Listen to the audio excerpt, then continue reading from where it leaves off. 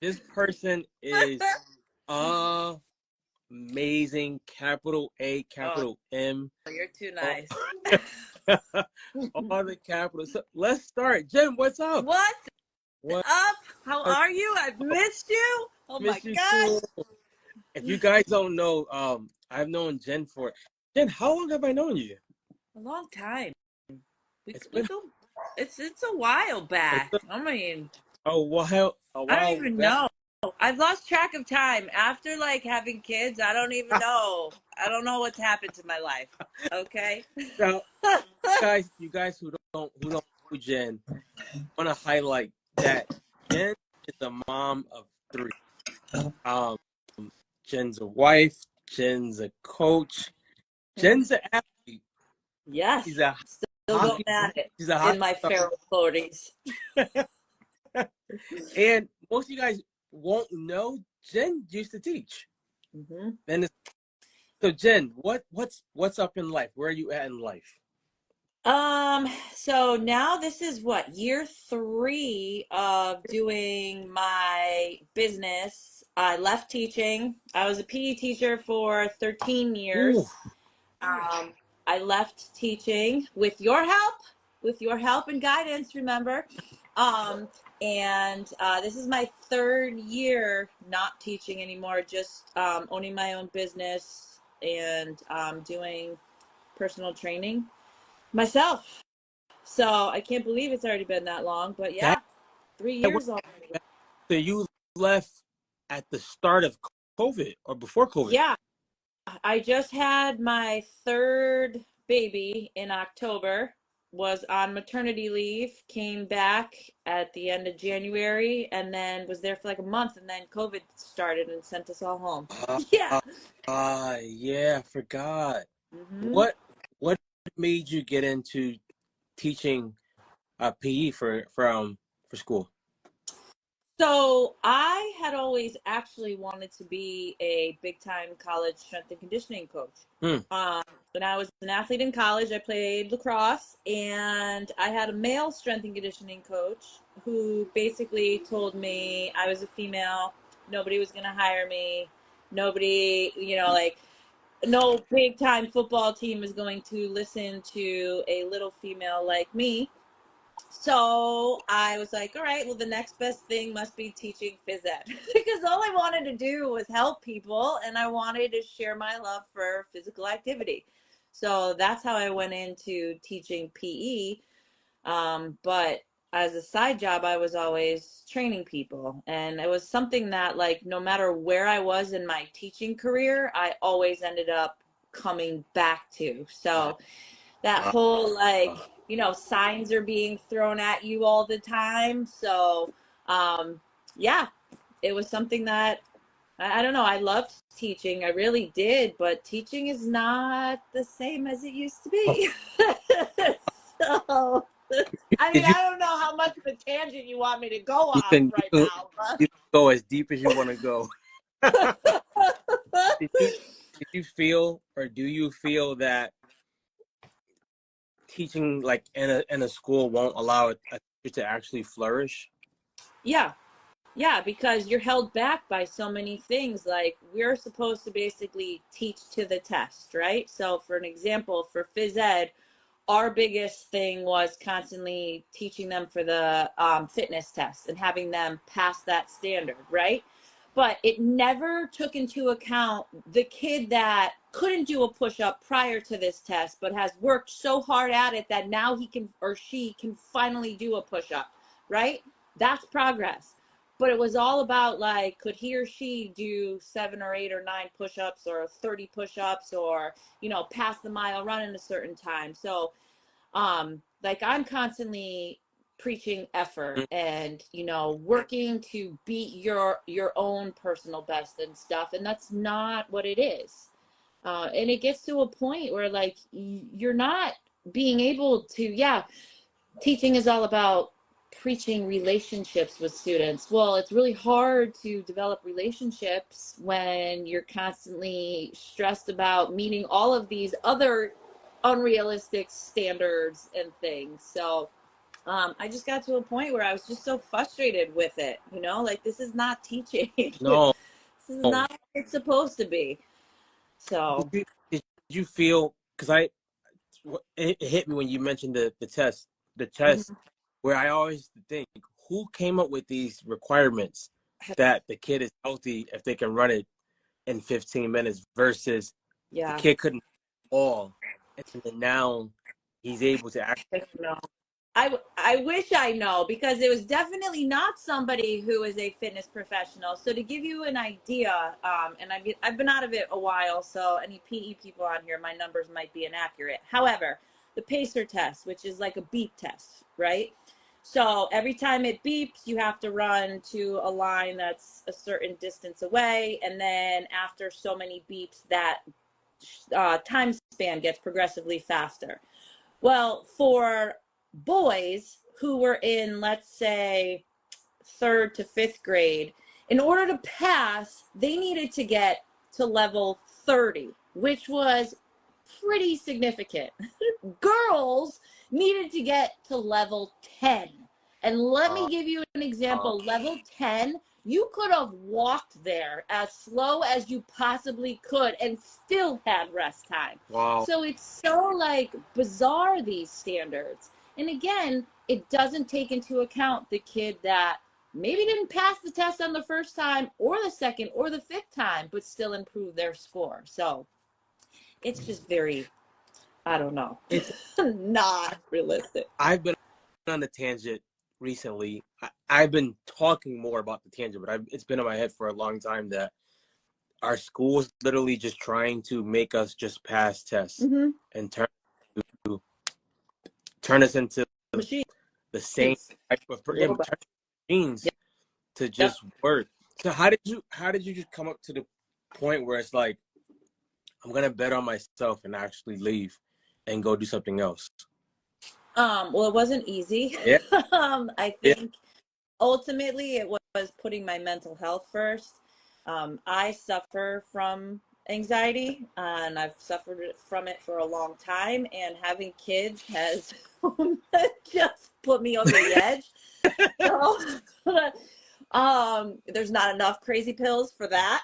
So it's gotten to the point in my life where I was coming home every day and taking out my frustrations on my family. And, you know, I was becoming somebody that I didn't like, that wasn't healthy for myself or for my family. And I said, I'm not helping anybody. You know, the whole reason why you become a teacher is because you like helping people. And when you come to a point in your life where you're like, I'm not helping them. I'm not helping my family. I am not helping myself. Like, you got to make the tough decision. And it was scary. I mean, that's all I ever knew. And then, you know, PE, like being a PE teacher or a gym teacher or whatever, people think it's such an easy No, job. You know, you just go to school and play games all day long. And let me tell you what, when you have 30 kids who come into an unstructured environment out of their goddamn yeah, minds, there is like, it takes a lot of energy. So, you know, to come home and be like, I have three small mm, kids. mm. I have nothing left for them, and a husband who I had nothing left for. I had to make that choice, and it's been the best thing I have ever done for myself. I love it. I love it because we always hear like put your family first and things like that, but you don't have any energy. Nope. And if they're basically getting like the leftovers Yep. of that. And not only that, right. And then like people talk about like the money. Well, I can't leave because of the money. I need the money. I need the job, and I get that. But you know, somebody said to me, there's always a way to make more money. And at the end of the day, as a teacher, if you're only focusing on your retirement, who's to say that you're going to live long enough to ever see that? And that hit me hard because I'm like, at the rate I'm going at, I was 40 at the time that I left teaching. If I continued at that rate, I would not be alive to see my um, retirement. or So that was really powerful. kids Yep. will be just suffering more and more. Now, Yep. so like the people who are listening or who will listen, um, Jen is someone who I thoroughly enjoy watching when she coaches because you can feel the excitement literally through. home. Yeah. I always say, hey, I've always thought Jen's superpower was coaching kids. Mm-hmm. She's good at coaching adults, great at it. However, when she coaches kids, it's like something like erupts inside of Yep. her. Where does that come from?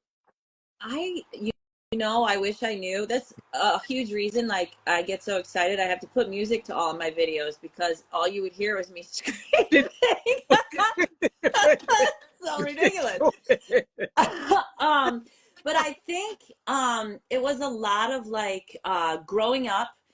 I suffered from an eating disorder for the majority of my life, from the time that I was probably around 10 to all the way throughout my high school and into my college years. And there was a lot of things that went on during that time. And I kind of made a promise to myself that I never ever wanted anyone that I came in contact with to ever feel less than Ooh. important or special.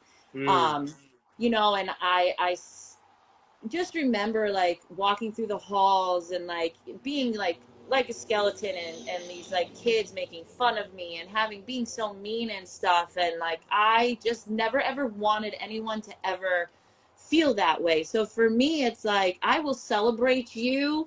Like I don't even care if you wiped your nose correctly, like amen to that, good for Yeah. you, you know, like and just seeing the smiles on their face or the little bit of excitement that they get from somebody just cheering them on and telling them like you did it or you made it or look at you, you know, like that, just like you said, it lights a fire in me. And it's such a special thing to watch. So I think that a lot of my younger life has affected that, you know, and I know how good it felt for me to have a coach say to me like, "Hey, keep doing that. Keep doing what you're doing. You're doing a good job." You know, it was just powerful to know that I had somebody in my corner. Love that. I love that because usually you see two types of people. The first person, they'll suffer from things that you may have suffered from, that you Mm-hmm. from, and then they grow up and they hide. Like Oh they yeah. don't, they have nothing to give that they think. Yep. And then you want to do what you did, where you're like, I don't want anybody to feel that Yep. or to go. I'm gonna help these kids out. Now, you guys, if you guys, I definitely want you guys to follow Jen so you can see what she does. Jen runs the gym out of her garage. Now, I'm a big fan of garage gyms. Yep. And the reason why I'm a big fan of it is it lets people feel that they can really be in a safe space. Mm-hmm. I'm inviting you to something that's close to me because I want you to feel safe. How did you make the decision that I'm gonna go all in and do this in my garage? Um, I think I was doing it on the side for so long, and I've trained people out of big gyms and stuff before, but I also know how, especially in kids, like that lack of confidence, poor self-esteem, most kids aren't going to say, "Hey, I'm going to go join a big gym somewhere," right? So to have a space that, you know, when they show up in my driveway and they see my feral children, like probably half dressed, just God knows what they're doing in the front yard, or my dogs are outside, like to greet them. And as soon as I see them get out of their car, you know, it's like, "Hey," and I cheer them on. Like they know right away that they can be themselves and Mm, they don't have to pretend that they're anyone else. You know, they can be themselves and show up however they want to be. And I don't, you can't do that in a, no. you know, more public, bigger place. Like you don't have somebody standing at the door, like so excited to see you, or maybe you do, but it's not the same. It's that generic, like, but you know, I will never hide my weirdness, my excitement, who I am for anybody, and I don't want anybody to ever feel that they have to do that for me. So being able to show them this is who I am in all of its glorious mess and I appreciate who you are in whatever mess that is. We Mm-hmm. can help each other. It's become a really powerful thing. I love that because I was sitting trying to recall how we actually met, Mm-hmm. and I think we met through selling equipment. Yeah, it was. It was at like some church or something, Yeah, right? Wasn't it? Yeah. yeah. It was. Yep. I was rent, I was renting from a church and I was leaving, and Mm-hmm. I don't know if it was a bike or a GHD or something like that. I don't even Um, remember. Yep, that was it. Jen had purchased it, and then I think we were talking like, so what do you do? And then Yep. it there, but I like what you said because this hits home for you being in the niche that you're in. Mm-hmm. I think sometimes that we feel that to be successful, that we have to have a massive following, that Mm-hmm. we have to be global and things like Oh yeah. that. Nothing's wrong with that, but you just said something that hit home. Like, hey, I get to still greet people at my door. Yep. They get to still see my dogs, my children, and things like that. Yep. And the people who want that and need the help the most, that's what they need. Yep. Like they don't need, like you said, maybe the generic person at the desk who's just saying who's saying hi because they have to. They're Right. getting they're getting like a real person on the other side. Now, Oh yeah. what is it like running a business while having kids? Well, it's rough. It is rough. You know, I that whole quote, like if you love what you do, you never work another day in your life. No, because I'm working harder now than I ever did teaching. Okay. Um, and yeah, there's days where it's like I have a kid sick home from. I have one on the couch right now who fell off his bike, smashed his face waiting for the bus, and he has a concussion, so he's in the other room, and the show still has to go on. But I think the difference is that like these people are seeing that I'm a real person. Like my priorities are with my family first and foremost, and they come first no matter what. Love it. Yes, I love training people. Yes, I love helping people, but the people that I need to help first and foremost are myself and my family. So, and they get to see that because I want them to also do the same. You know, like, yeah, working out and fitness is great and wonderful, but like you need to take care of your world around you, your family and everyone. And I work really hard to establish that environment with them.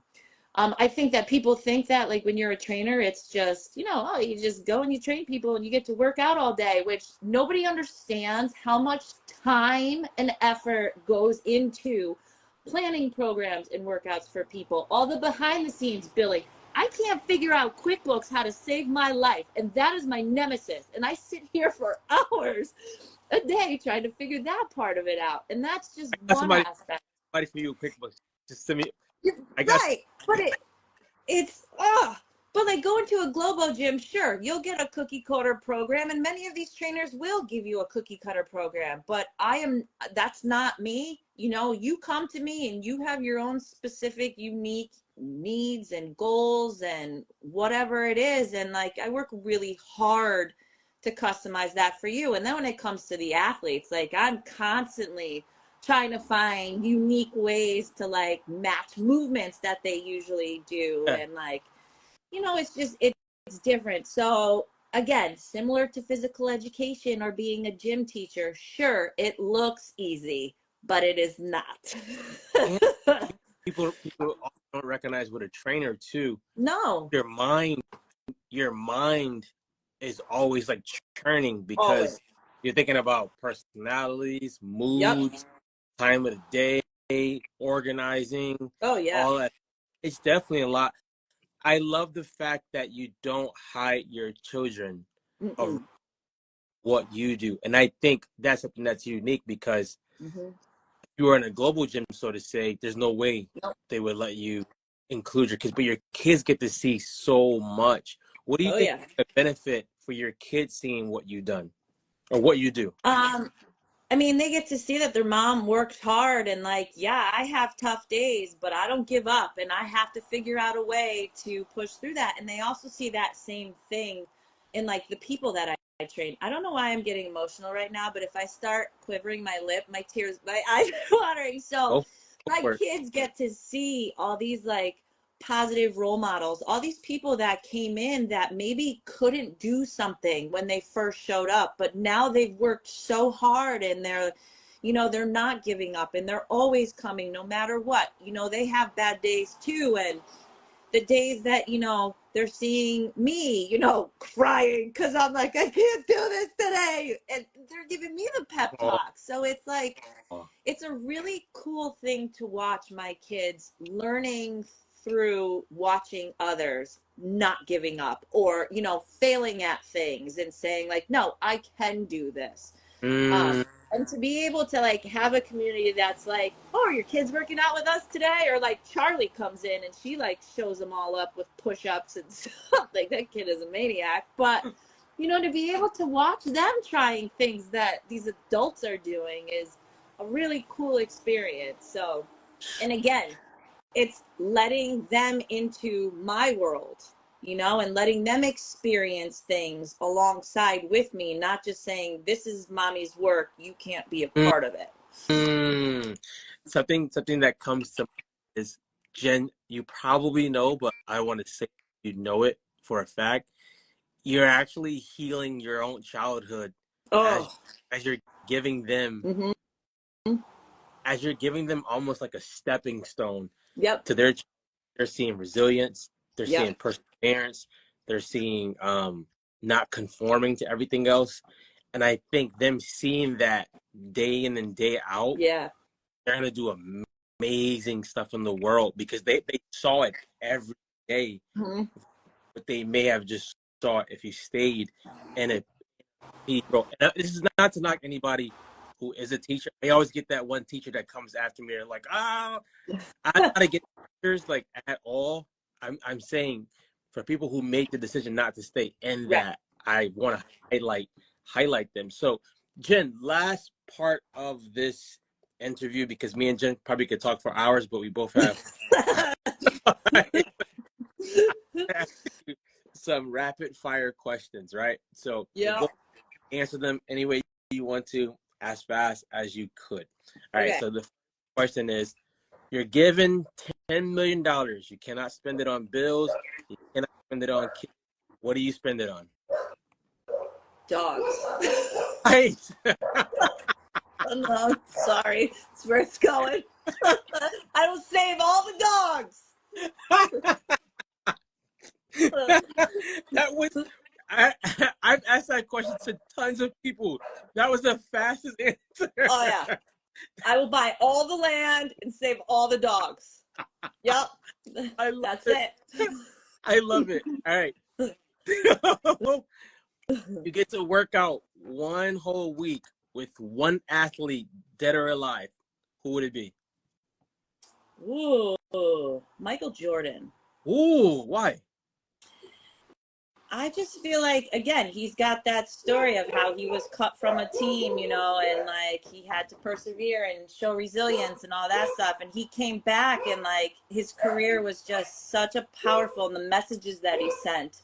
I don't know. I grew up with that era, and he was just somebody that I truly admired for so many reasons. Love him. Or he wasn't an athlete, but Mr. Miyagi. I would like to work out with him too. You know the story of Mr. Miyagi? I don't know the whole story. I just know the movie of him. The quick Is story. he still alive? He's not alive anymore. He died, I think, not too long ago. So Yeah. In one of the Karate Kid movies, the movies when he goes back for his wife, Yep. Maybe the first, second one. The guy who was his enemy, Yep. in real life, and that guy actually knew karate, but he gave the role up because he said Mr. Miyagi would be a better actor. His friend, like, hey, I'd rather my best friend. So that's. I never knew that. His friend knows the karate. Miyagi knows. What? That's crazy. Quick question. or free. Hold on, I can't hear. My dogs are barking. Crazy. Okay, say it again. Jen given do anything self. If I could do anything for myself besides working out, what would it be? Okay, I'm just reading your lips right now because I can't hear anything. I will say I would go play hockey more because Nice. I have found something in hockey that I have not found in anything else I have done in my life. And I have met such an incredible group of like moms and women. And I don't do well with when I'm not good at something. And this is forcing me to be patient with learning. And I have never, ever in my life been patient with anything. So I would play more hockey. Wow. Yeah. Jerseys that you guys got, those black, pink, and white jerseys, fire. Right? Fire. I'm not a pink person, but those came out good. Fire. Mm-hmm. Last question of the day. If you could tell 18-year-old Jen something, what would it be? Mm-hmm. You got this. That's it. Because I think I lost so much of that belief in myself. So I think just, you got this. You got this. Jen, I'm pretty sure we're going to talk again. I cannot say how much I admire you. I respect you, honor you. Jen is an amazing person, guys.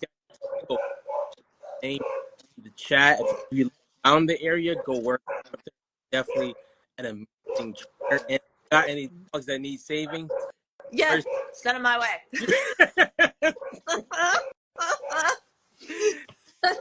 Jen, have a good day, Jen. Thank you so much. Bye. Bye.